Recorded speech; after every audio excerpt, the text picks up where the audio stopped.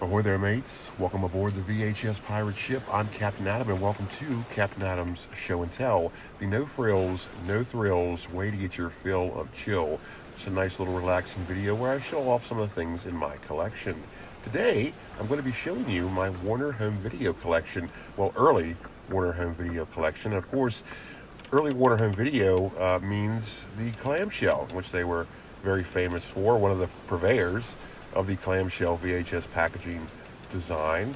Very revolutionary at the time, very durable, but also really expensive to manufacture, which is why, one of the reasons why VHS tapes were so expensive back in the day. But it was, it's a great design, it's a great idea. As you may know, if you've seen other show and tells, I am a big fan of uniform tape design, uniform sleeves. And these are, at least the shells are all uniform. As you can see, the layouts of them are can be quite different, but they have the same general concept going on with the spines here. Of course, some of them contain the actual logo from the film. Others just have the Warner Home Video font to sort of generalize, and there's not really any rhyme or reason to that. Because many of these are the same year distribution, 83, and they're all very different. I like it how they had a picture from the film at the bottom of the spine, and at the top of the spine you can see the different Warner Home Video logos depending on the year of release. Of course, the earlier one was just the W there, which I always think it's like a fist, so I call it the fist design. Then, of course, the Warner Brothers shield for the later releases. Now, Warner Home Video were a bit of pioneers of sorts when it came to VHS packaging with this clamshell design, a design that would be certainly utilized by Disney Home Video and other distributors who would do animated films, kids' movies, family films, stuff of that lot. But when they first started out, the clamshell was just used for any movie, and these are not kids movies whatsoever, certainly not animated. So Warner Home Video definitely pioneersman when it came to VHS packaging design, especially considering how popular the clamshell design would end up becoming. And of course they're synonymous with kids movies, but a lot of distributors in the mid-90s would re-release other movies that weren't necessarily kids movies, and dare I say not really kids movies at all, in the clamshells. Movies like Gremlins, which when I saw as a young lad, very young lad, it was a pretty scary movie, pretty traumatizing. It's basically a horror movie, and it was certainly marketed to kids, but that was the 80s. The 80s was all about inappropriate marketing for certain demographics, and kids certainly had the brunt of that, because I mean, hell, there was a Rambo cartoon, there was a RoboCop cartoon, just to name a few examples of weird marketing decisions. So yeah, it's odd to me that kids movies would just become pretty much synonymous with clamshell VHS packaging. But that's not how the clamshell began its life in the VHS empire. The Warner Home Video certainly made it a thing, and they just released every movie in this very durable, very convenient packaging. So yeah. Well, before we get started, let me ask you, how you doing out there? Are you doing okay? Are things going well? Are things not going so hot? Well, if they're not going so hot, I just want you to know that things will turn around. They always do. There's a greater plan in place here. So just have faith, and things are going to work out. You have to believe that. There's certainly 100% believe that things are going to get better.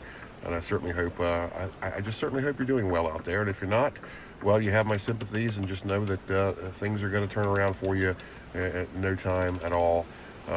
Things just sort of have their way of working out. There's a plan. God has a plan. That's certainly true. And, you should have a little faith in that, because a little faith goes a long way, that's for sure. So, above all things, certainly stay positive, and that's about all I can really say for now about that. So anyway, let's get started with these tapes. First up, we have Cannonball Run 2, one of my absolute favorites ever since I was a wee little kid. Really enjoyed this film as a kid because of all the cars. I was really into cars as a kid, like any little boy is. And just look at that absolutely gorgeous poster art. I mean, that is just exciting, tremendously well done.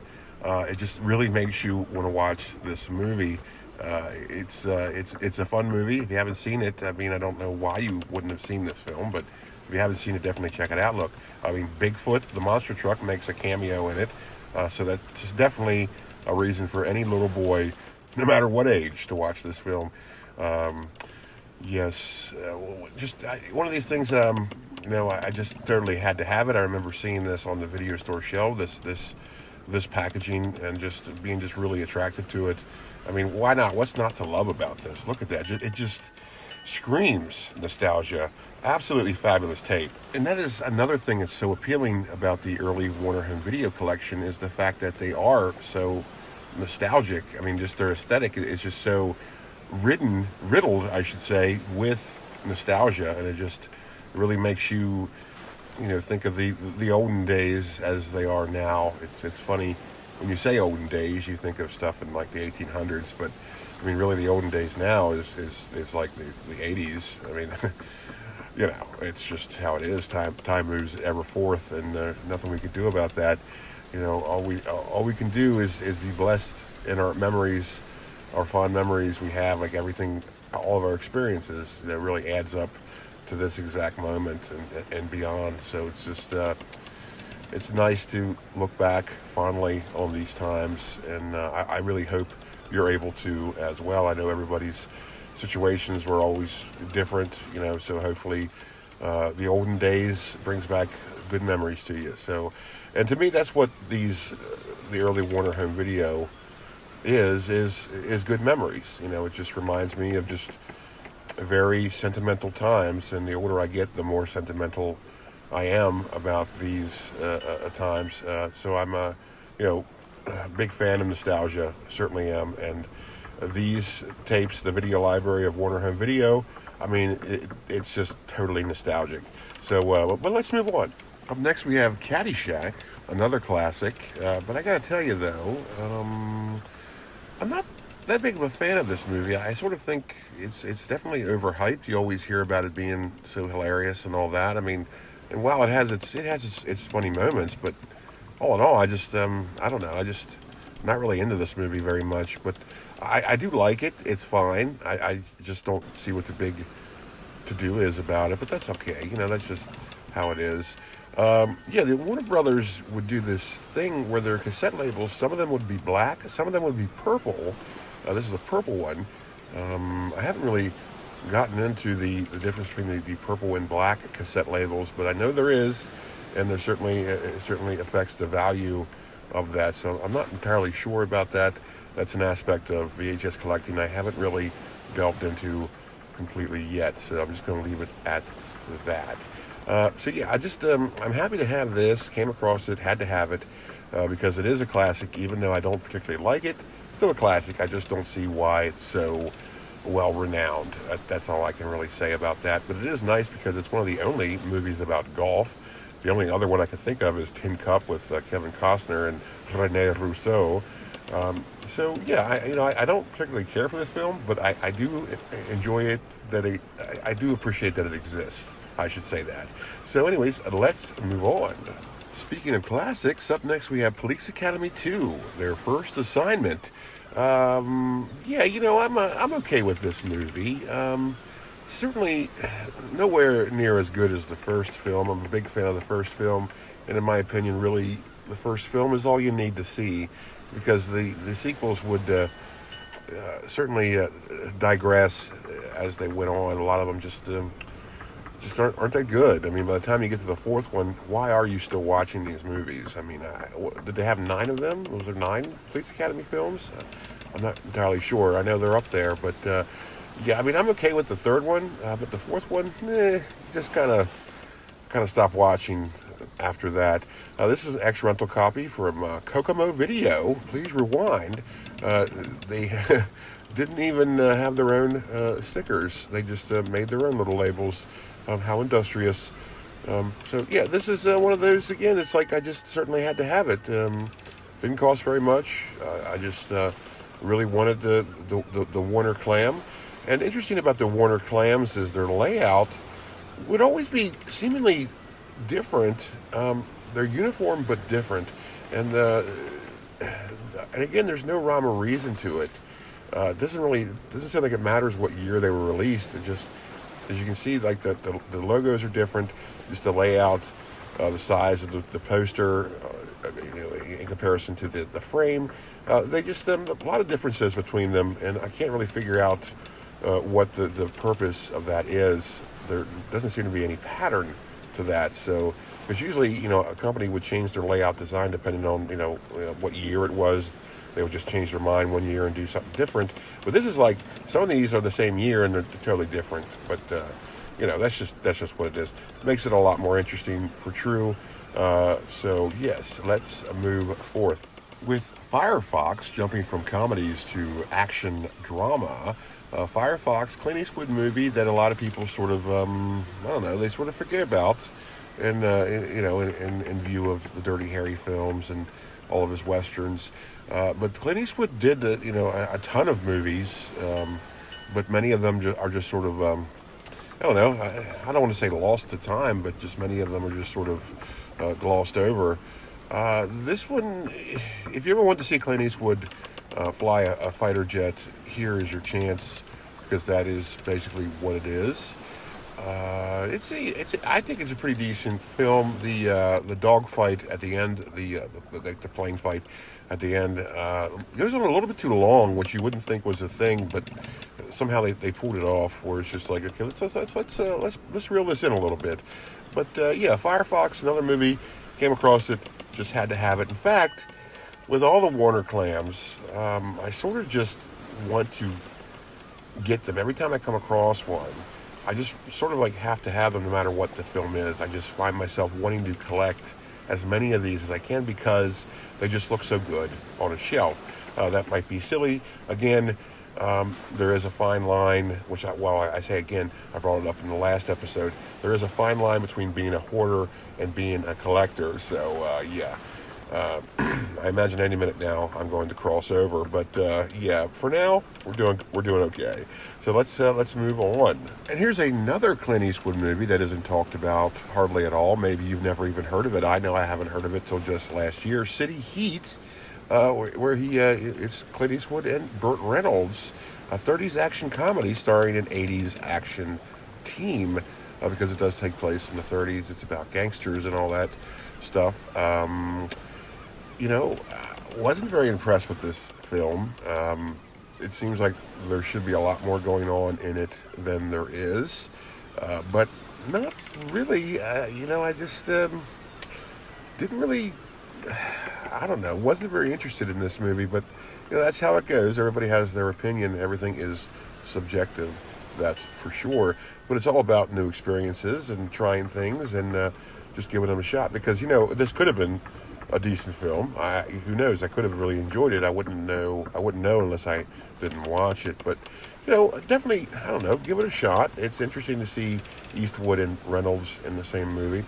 As you can see, again, the layout very different, and not much different in the years of distribution. So I'm not really sure what they were going with.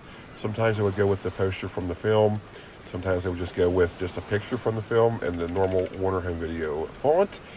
This one went with the actual poster of the film. And sometimes, as we're going to see later on in the video, they will go with the poster of the film and the font as well. So, very strange. And let's move on. Up next is an absolute favorite of mine, and I'm sure it's a favorite of yours as well, with The Road Warrior.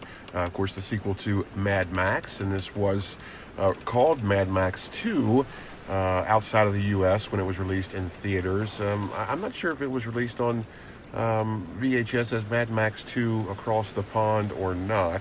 But here we have the first distribution of The Road Warrior. Again, it's one of those things where Warner Brothers just sort of made their own little poster, really. There's just a standard Warner Home Video font with The Road Warrior, and there's a picture of the road warrior walking down the road, and that's kind of their own thing. Their layouts, like we've established on this episode, their layouts sort of just did whatever they wanted, and here it is, a beautiful condition. Tape functions very well, and the case, the clamshell itself, is in great condition. Because sometimes these do get crushed. As durable as they were, they can only take so much, and just like us, we can only take so much, and everybody has their breaking point. So I do have a few in this collection that the spines are sort of crushed in. I guess there was just too much stuff stacked on top of them. Maybe somebody used them to put their car up on blocks with. I'm not sure. But yeah, the clamshells are rather durable. They just they can only take so much, because usually your tapes aren't going to have to withstand a huge amount of pressure anyway. So it's all on how you store things, really. So that's what that is. So I like the Road Warrior very much. It's my favorite of the original trilogy. Of course, I'm a big fan of Fury Road, but I like the Road Warrior. I like Mad Max, the first film, but not as much. I kind of think it's sort of a little bit humdrum in its way, but it's still important.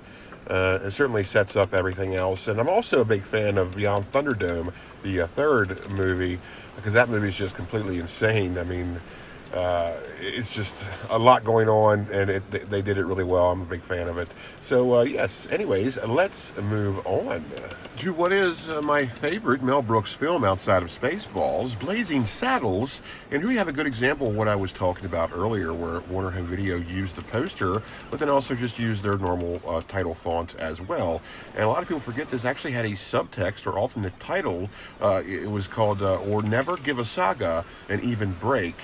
See right there it is, Or Never Give a Saga an Even Break, which is interesting because that doesn't appear in the film at all, and it's just really sort of forgotten about, but whatever.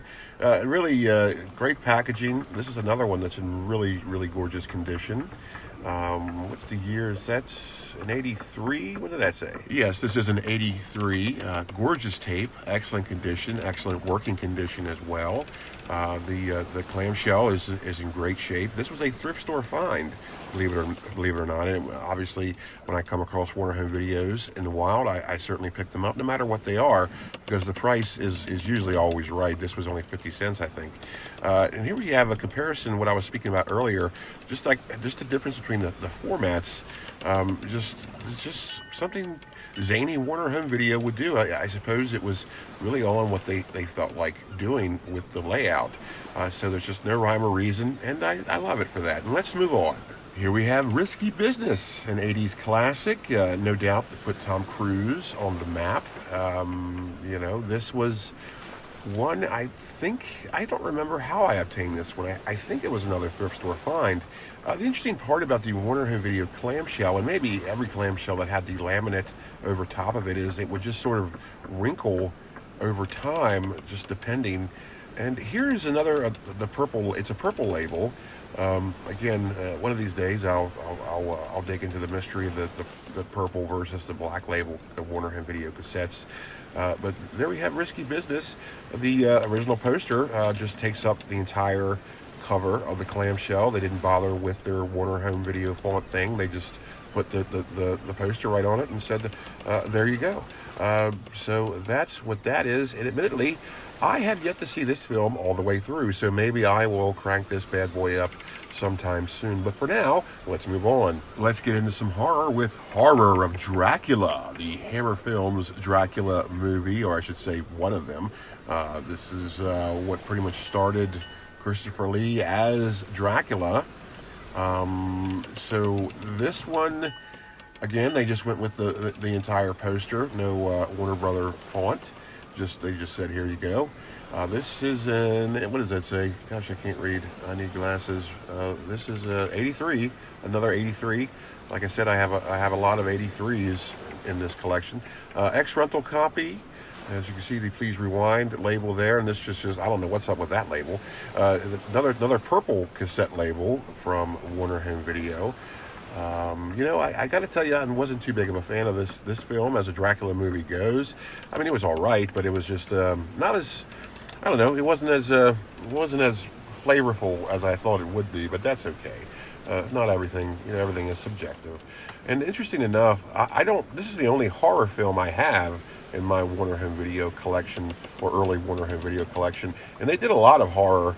I used to have quite a few horror movies in the Warner Home Video collection, or the early Warner Home Video collection, but I did sell off quite a few of them. I know they released. I had the Amityville Horror. I had Wolfen. I had It Lives and It Lives Again. So I did have a few, but I sold them off a couple years ago. So that is that. So now all I have is Horror of Dracula, and they would Warner Home Video would get the distribution rights, the U.S. VHS distribution rights for Curse of Frankenstein as well, the first of the Hammer Films Frankenstein movies, and also the Hammer Films The Mummy. They had the rights to those. Maybe a couple others too, but the home video rights for the Hammer Films movies were sort of all over the place. Universal had some, Warner Home Video had some, MGM had some too, I think, and then of course many of them went to Anchor Bay home video distributors towards the latter part of the 90s. So Hammer Films definitely has a pretty storied history on U.S. VHS, and here's a pretty good example of that. But anyways, let's move on. And here's a very interesting piece, Sharky's Machine, and you might be asking, what's so interesting about this? Well, it's a Betamax tape. I very, very, very rarely come across any kind of beta, let alone a beta in an early Warner Home Video clamshell. So I think this is pretty darn neat. There's the beta. I don't have a Betamax player, so I don't know if this works or not. I really don't care if it does, because I'm just really happy to have this. Any Betamax collectors out there? I know it's a thing, but you just don't really hear about it. We always sort of associate these Warner clams with VHS, but Betamax, they used it for Betamax as well, because they were a cross-format distributor, and a lot of the earlier distributors would use their same packaging design with Betamax. A lot of the early Walt Disney Home Video white clamshells are Betamax. They're neat because they look almost the same as their VHS counterparts, only they're a little bit smaller. So that's always sort of neat. So I just think pretty fascinating that they're Betamax Warner Home Videos. It's just, I don't know. It just seems really really surreal to me, like an alternate universe kind of thing. But Betamax is a whole different world, even though it falls into the milieu of home video. Betamax is just its own thing. So, let me hear from the Betamax collectors out there, if there are any watching right now. So, I'm happy to have this one. I don't remember how I obtained this. I think my buddy John over at Mondo Cinema on YouTube sent it to me as a gift, I'm pretty sure. So if John, if you're watching, let me know in the comments if this was one that you sent me, because I don't really remember. I appreciate it all the same. I certainly appreciate your support, and I appreciate everyone's support out there. So let's move on here. And you might be wondering why I've been referring to these as early Warner Home Video releases as opposed to first Warner Home Video releases. Well, because they're not the first.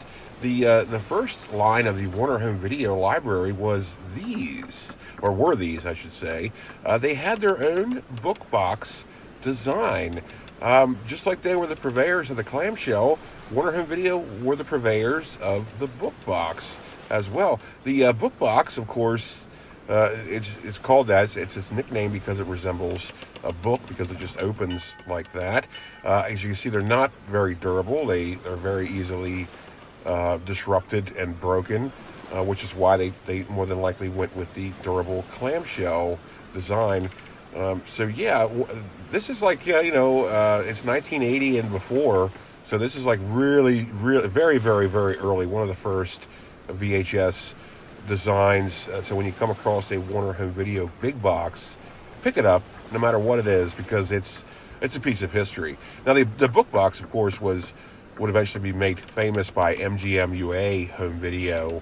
The early ones, the first ones, of their distributions would certainly make the most out of the book box, but they ran into the same problems where it's just not that durable. So when you do come across book boxes, whether they be Warner Home Video or MGM Home Video, usually they're broken in some sort of way. It's very rare to come across one in at least halfway decent condition because they just weren't that durable. However, it's one of my favorite VHS packaging designs. They just weren't meant to really stand the test of time. So if you come across a really good looking one, definitely pick it up no matter what it is. It could be the dumbest movie ever made, but definitely pick it up because it's a piece of history, and you know, if you collect stuff, you should get that. Because when you collect stuff, you collect history, you collect the stories behind them, and the stories that really involve all of us, and it just makes it very, very interesting. VHS collecting it's antiquing is what it is. I know we don't want to think about that because it makes us feel old, but technically anything, I think the definition is anything 20 years or older is considered an antique. So, VHS definitely on that list. I love collecting VHS because I just think it's very, very, very interesting, a very interesting part of our history as a society and as a culture. Very impactful, home video was. So, as you can see, this Magnum Force here isn't in all that good of condition, as I mentioned, but that is how it goes. I believe this was another one that was sent to me from my buddy John over at Mondo Cinema here on YouTube. So thank you, John. This is a very, very nice piece of history. So that is going to about wrap it up for this episode of Captain Adam's Show and Tell. I certainly appreciate you watching. Be sure to hit subscribe and, stay positive out there. Stay positive. They say about 90% of life is... No, I got that wrong. I'm sorry. Hold on a second. They say about 10% of life is what happens to us, and 90% is how we handle it. So always stay positive. Always keep the faith, and always go with God. You can't go wrong. Trust me. So please, please, please take care out there. Be kind, be generous, and be genuine, and be brave and be loving. And, I will see you next time only on Captain Adam's VHS Pirate Ship. Goodbye and God bless.